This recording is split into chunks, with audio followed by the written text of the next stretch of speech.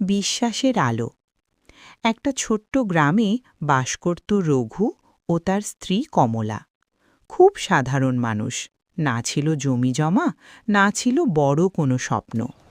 রঘু অন্যের জমিতে দিনমজুরি করত, আর কমলা সকালে ঘর সামলে বিকেলে দুঘর বাড়িতে কাজ করত।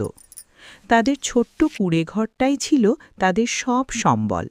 সেই ঘরেই ছিল হাসি, কষ্ট আর পরস্পরের প্রতি গভীর ভালোবাসা। রঘু খুব সৎ মানুষ ছিল। দিনে যত কষ্টই হোক, অন্যের এক পয়সাও সে কখনো নিজের বলে মানেনি।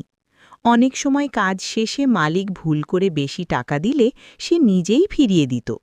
লোকে বলতো, এত সৎ হয়ে কি হবে, পেটে তো ভাত আসে না। রঘু শুধু বলতো, ভগবান দেখছেন। এক বছর ভয়াবহ বন্যা এলো।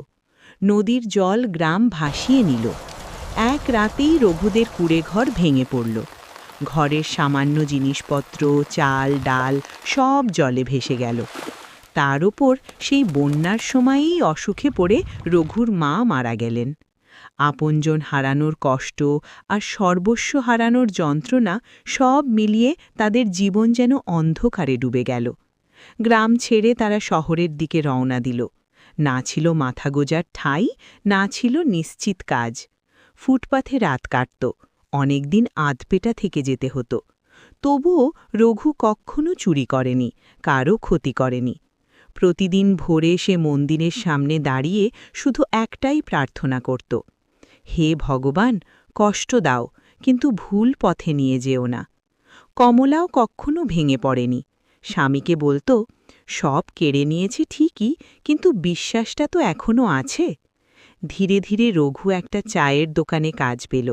মজুরি কম, কাজ কঠিন, তবুও সে মন দিয়ে কাজ করত। দোকানদার তার সততা দেখে একদিন দোকানের দায়িত্ব তার হাতে তুলে দিল। কয়েক বছর পরে সেই ছোট্ট দোকানটাই তাদের নতুন ঘর হয়ে উঠল। আজও রঘু আর কমলা খুব ধনী নয়, কিন্তু তারা মাথা উঁচু করে বাঁচে, কারণ তারা জানে, সব হারিয়েও যারা সততা আর ভগবানের উপর বিশ্বাস ছাড়ে না, জীবন একদিন তাদের আবার দাঁড় করায়।